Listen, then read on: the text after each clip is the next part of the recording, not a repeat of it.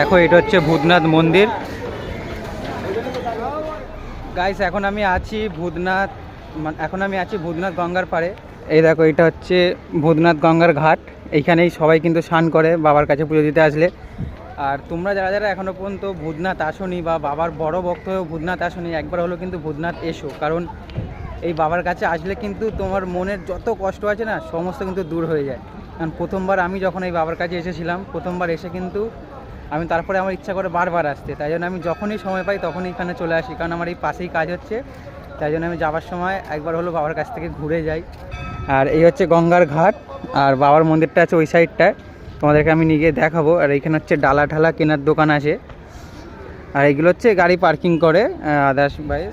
আর এইখানে হচ্ছে জানো তো, ভূতনাথে কেউ কোনো দিন খালি পেটে থাকে না, মানে না খেয়ে কেউ থাকে না। যে কেউ অনেকেই আছে কিছু না কিছু খাবার দিয়ে যায় এখানে।